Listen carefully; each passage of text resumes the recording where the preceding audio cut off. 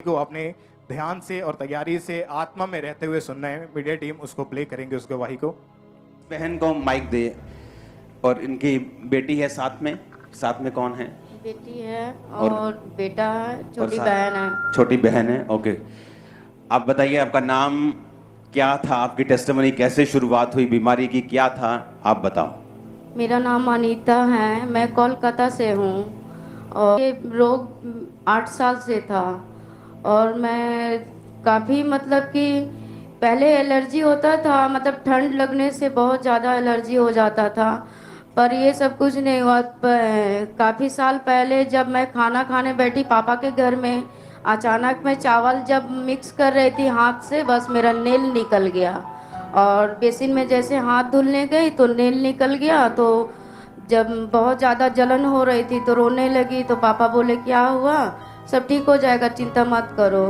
तो पापा लोग तो मसीह परिवार में थे, फिलहाल तो हम जहाँ पे मेरा शादी पापा लोग कराए उन लोग मसीह परिवार में नहीं है। फिर भी पापा बहन लोग बोलती थी, छोटी बहन मसीह पर तो बोलती थी परमेश्वर को मानोगी तो सब ठीक हो जाएगा। फिलहाल मेरी बहन मेरी बेटी वहीं रहती थी, छोटी बेटी। ओके, तो इस फोटो को हम जूम करेंगे। जब इनका आपका रोग आपने चेक करवाया तो क्या था ये मेडिकल भाषा में? डॉक्टर ने आगे कहा सोराइसिस है। तो और इसका इलाज क्या है? इसका इलाज डॉक्टर ने कहा कि ये सारा ज़िंदगी ऐसी रहेगा और ये भी बताया कि आप काफ़ी टेस्ट करवाओ, तो किडनी टेस्ट करवाएं और शुगर टेस्ट करवाएं और यहाँ तक और क्या लिखा है इसमें? अपोस्टली इनकी जो स्किन थी हर रोज मांस उसमें से उतरना शुरू ओके, मांस उतरता था। हाँ, तो सफाई कौन करता था? सफाई छोटी बेटी करती थी। ये बेटी करती थी? हाँ, ये छोटी बेटी। और क्या फेस करते थे, क्या लिखा है टेस्टिमनी में? अपोस्टली जब पहले इनका एक नाखून उतरा, धीरे धीरे उस चमड़ी के रोग के कारण इनके सारे नाखून जो थे वो उतरने शुरू हो चुके थे और इनके बच्चे मुट्ठियां भर भर के बेड से इनका मांस जो था वो इकट्ठा करते थे। डॉक्टर ने बताया कि जब ब्लड टेस्ट हुए उन्होंने बताया सोराइसिस नाम का रोग हो गया, इसका कोई इलाज नहीं है, मेडिसिन खाओ, लेकिन कोई हल इनको कुछ नहीं मिलता था। डे बाय डे ये रोग इतना बढ़ गया था कि इनको अलग रूम में आइसोलेट कर दिया गया था। एक कमरे में इनको बंद करके रखते थे, गंदी स्मेल आती थी और लोग इनके पास जब आते थे इनको देख के वो बाहर से ही, कमरे के बाहर से ही बाहर चले जाते थे, इनको देखना भी पसंद नहीं करते थे। धीरे धीरे ये बहन की हालत खराब होती गई और टोटली बच्चे, ये बेटी सफाई रखती थी आपके रूम की। हाँ। उस समय क्या कंडीशन थी, खुल के बताओगे? आप तो निकली हैं उस पोजीशन से, कैसा महसूस होता था, क्या होता था? बहुत जलन भी होती थी, दर्द भी होती थी। हम इन लोग को दूर भी करते थे कि मेरे पास मत आओ, क्योंकि सभी लोग बोलते हैं कि वो छूत का रोग हो गया, डॉक्टर भी बोलते हैं और फिर परिवार के भी लोग, मेरे ससुराल के लोग बोलते हैं ऐसी भोग के मरेगी, ये है वो है, बहुत कुछ। तो बच्चे लोग को दूर करते थे, पर इन लोग जितना आते थे वो उतना देखो ही क्यों रो रहा है बेटा? लिपट के बहुत प्यार करते थे दोनों बच्चे। और अपोस्टली इनकी छोटी बेटी इनको डायपर लगाती थी, डायपर चेंज भी करती थी। ओके, डायपर भी लग गए थे आपको? जी, जितना वो सफाई करना, डायपर चेंज करना सब, और ये बेटा कपड़ा धुलना, नहलाना, दवा लगाना, पूरे पीठ उठ में सब, पूरे बॉडी में दवा लगाते थे दोनों बच्चे। बेटा डायपर तू चेंज करती थी मम्मा के? यस पापा जी। वाओ। तू बेटा रो क्यों रहा है? क्या बोलते थे तेरे दोस्त लोग, क्या बोलते थे? मम्मी को पता था मम्मी बीमार है? नहीं। उसके दोस्त को पता था बेटा? तेरे दोस्त को मालूम था? हाँ। तो कोलकाता कहाँ पे रहते हो?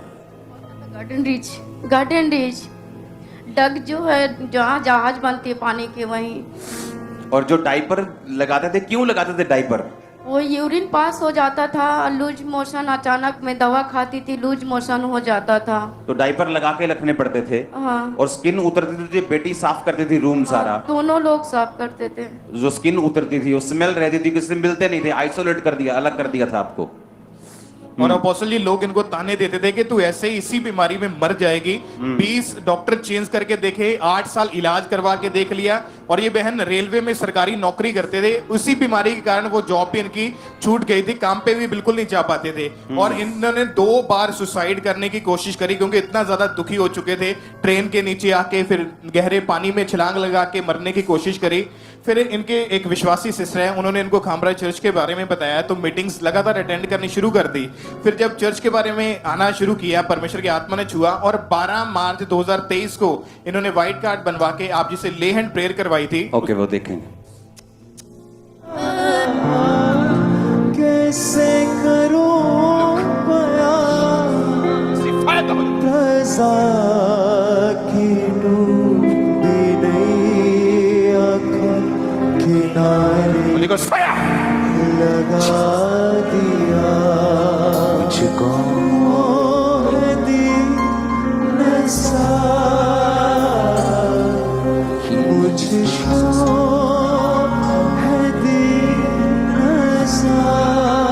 अपने हाथों को उठा, इस औरत की ओर अपने हाथों को उठा। टेस्टिमनी बाद में देते हैं। ये केस अटेंशन मांग रहा है।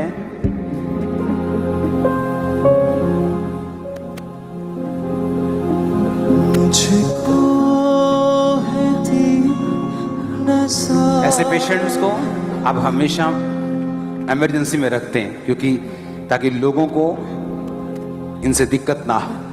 लेकिन आज आपने इसे यहाँ रख दिया, ये शायद खुदा की योजना है।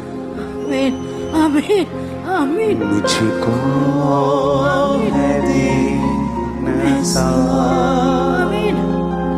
मुझको है दी नशा। रब से मिला दिया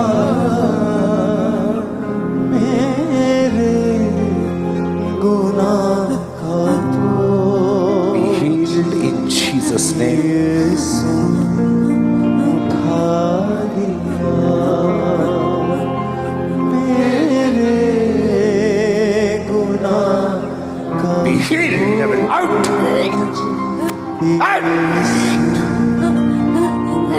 Out in Jesus' name. Thank you, Lord. मुझको दी नशा। मुझको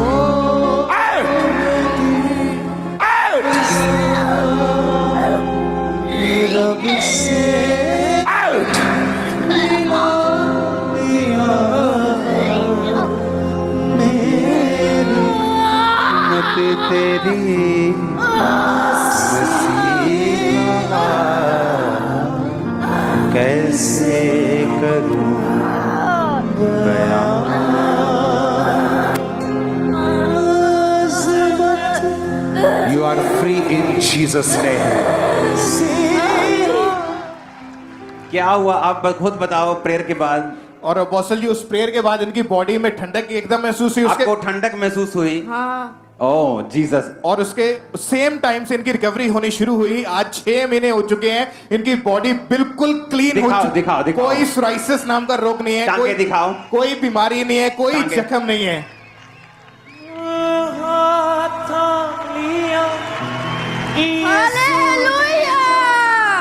जिंदगी रे मारी पलटी तब खुशियां भरी मेरी झोली में टूटे बंधन। बेटा तू बता कुछ। अभी अभी क्या मम्मी अब हील है तो सब खुश रहते हैं अभी?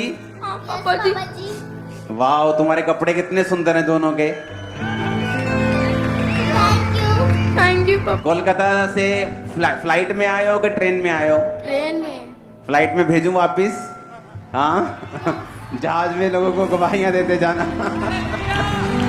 हालेलुया। हालेलुया।